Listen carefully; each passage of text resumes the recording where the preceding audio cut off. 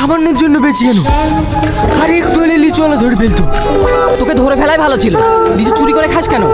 কিনে খেতে পারিস না? আরে পয়সা থাকলে কি চুরি করে খাতু? বেশ কথা বলিস নি তো, সিগারেটটা দে। সিগারেটটার দাম জানিস?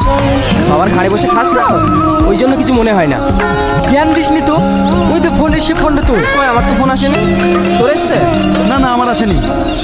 দেখ তোর এসছে। অসম্ভব, আমি তো 3 মাস ধরে রিচার্জ করিনি, ফোন আসেও না যায়ও না। শালা টাল, পকেট থেকে ফোনটা বার করে তো দেখ। সত্যি তো আমার ফোন এসছে। হ্যালো, 882299, এটা কি আপনার নাম্বার? হ্যাঁ কি হয়েছে? বলছে আপনার এই নাম্বারটা আগামী 3 দিনের মধ্যে বন্ধ হয়ে যাবে। নাম্বারটা সক্রিয় রাখতে আপনি আজই রিচার্জ করুন। কেন, আমি আবার কি অপরাধ করলাম যে আমার নাম্বারটা বন্ধ করে দেবেন? না না স্যার, আপনার কোনো অপরাধ নেই। আসলে আপনি 3 মাস ধরে রিচার্জ করেননি তো, তাই নাম্বারটা বন্ধ হয়ে যাবে। হ্যাঁ দেন, বন্ধ করে দেন। বিড়ি কিনে টাকা নেই, রিচার্জ করবে।